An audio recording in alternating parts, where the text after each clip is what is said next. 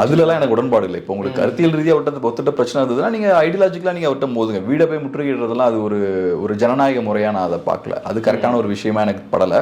So அதை தவிர்க்கலாம். அவங்க அவங்களுக்கு கருத்தியல் ரீதியா சீமானோட வேறுபாடு இருக்கு, இல்லாட்டி விமர்சனம் பண்ணணும்னா நீங்க மக்கள்கிட்ட கொண்டு போங்க. மக்கள்கிட்ட கொண்டு போய் அவர் தப்புன்ட்டாருன்னு நினைச்சீங்கன்னா அம்பலப்படுத்துங்க. ஸோ இந்த முற்றுகையிடுறதுல எனக்கு பெரிய ஒரு உடன்பாடு இல்லை. ரெண்டாவது இஷ்யூஸ்ன்னு பார்த்தோன்னா ஏகப்பட்ட இஷ்யூஸ் இருக்கு.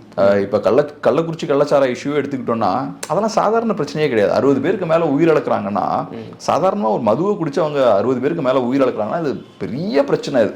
ஆனால் நம்ம மீடியாலாம் அப்படி அதை ஹேண்டில் பண்ணல. ஃபர்ஸ்ட் அந்த நிறைய நியூஸ் வருது, 1-2 பேர் இறக்குறாங்கன்ற நியூஸ் வருது. அப்போ சைலண்டா அமைதியா இருந்தாங்க, அந்த நியூஸை பெருசா கேரி பண்ணல, டிஸ்கஷன்ஸ்லாம் பண்ணல அன்னைக்கு நைட்டு. அதுக்கப்புறம் என்ன நடக்குதுன்னு வெயிட் பண்ணி பாக்குறாங்க, நிறைய நியூஸ் வர ஆரம்பிக்குது, டெத் நியூஸ் ஒவ்வொன்றா வருது, போட்டே ஆகணுங்கிற கட்டாயத்துல வேற வழியே இல்லாம போடுறாங்க. அப்புறம் போட்டு முடிச்சதுக்கு அப்புறம் முடிஞ்ச அளவுக்கு அந்த நியூஸ்ல இருந்து வெளில போயிடலாம், வேற ஏதாவது ஒரு இஷ்யூ இருந்ததுன்னா டைவர்ட் ஆகி அங்க போயிடலாம் அப்படின்ற ஒரு ஆளுநர் காப்பாத்துவாரா அப்படின்னு. ஆமா, ஏதோ ஒரு தப்பிக்கிறதுக்கான வழியை தேடிக்கிட்டே இருக்கிறது. ஸோ இவ்வளோ பெரிய இஷ்யூ, 60 பேருக்கு மேல இறக்குறாங்க, அதை நீங்க எப்படி ஹேண்டில் பண்ணி இருக்கணும்? அந்த இஷ்யூவை எதிர்கட்சிகள் எப்படி ஹேண்டில் பண்ணி இருந்திருக்கணும்? அதை இன்னும் போரா நடந்துட்டு இருக்கீங்க.